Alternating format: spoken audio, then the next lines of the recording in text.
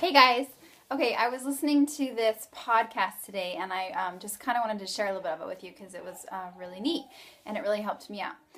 So it was, if you don't know what podcasts are, they're awesome. You should get them on your phone. I listen to them all the time. Like my house and laundry don't get done unless I have a podcast on. I listen in the car. I'm just always listening to it, and there's tons of great ones. So message me if you need some ideas and I'll tell you ones to download.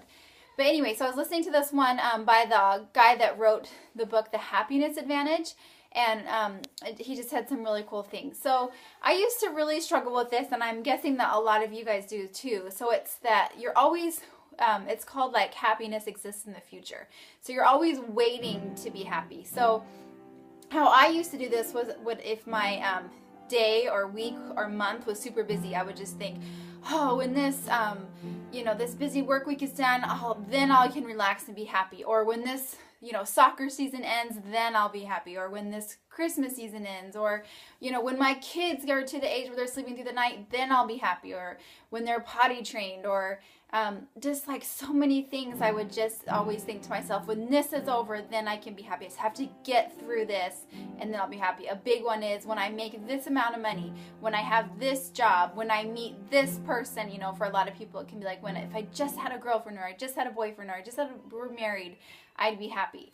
And so what he's saying is that it's actually the exact opposite. Happiness needs to come before any of that. So this is a study that they did at Yale, and they have all this scientific research done on it, and they've started testing it in different areas. So he works with Google and just tons of top companies researching this and implementing it, and companies are realizing how important the Pentagon he just went to help them with it.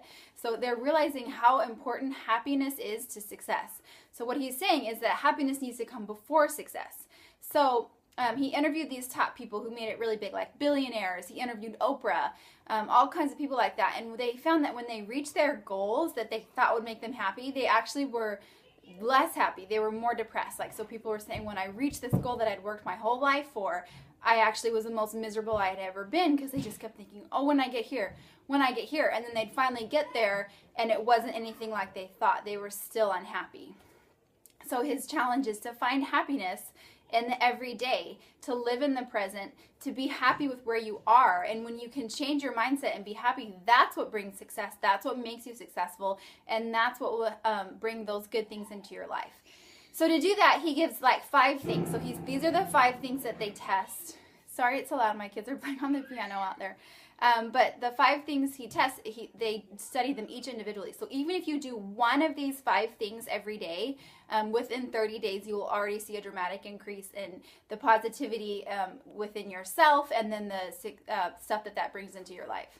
So the first thing is to find 3 things every day that you're grateful for. And we've all heard that, right? But the trick with this one is that you need to find 3 new things that you're grateful for. Because what so many people do is they'll say, they'll rattle off, I'm grateful for this, this, this, this, and this.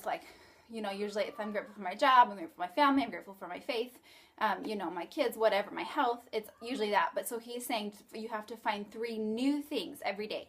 And then you need to either write them or say them out loud, because just thinking them in your brain is not the same thing. So that's the first one, is think of 3 new things every day that you're grateful for. He says that they found the best results when the people did this at night, and they could kind of go throughout their day as before they were going to bed to do that. But anytime, he says, if you're starting to feel negative, it's a great time to pull that out and be like, okay, what are 3 things I'm grateful for right now? Okay, my kids are just getting louder. They know when I'm on video. Okay, and then the second thing is to take a positive experience you've had in the last 24 hours and journal about it. Or you can type about it, or on your phone, whatever works for you. But say every single thing that happened. So don't journal about your whole day. Take one thing, one positive experience, and say everything that you can remember about that positive experience. What were you wearing? What were you feeling? Where were you? Everything that you remember. He said you can even bullet point exactly what happened during that positive experience. And I forget the exact research on this, but it just creates these things in your brain that will, because your brain doesn't know, if it's an experience that's made up or if it's experience that really happened, and they'll create links. I forget all that, but anyway, it made sense when he was talking about it. Okay, then the third thing was meditating every day. So A lot of people, this is a real struggle for me. I don't do well meditating. My brain's just like constantly going. So he said that this is at Google, they practiced doing this for 2 minutes a day. They just had everyone stop what they were doing and they just focus on their breath. So just breathing in and out and just clear your mind and just focus on your breath. So 2 minutes a day was all they did at Google, and it really increased their like productivity rate by I think 10% or something like that. So that's the third one.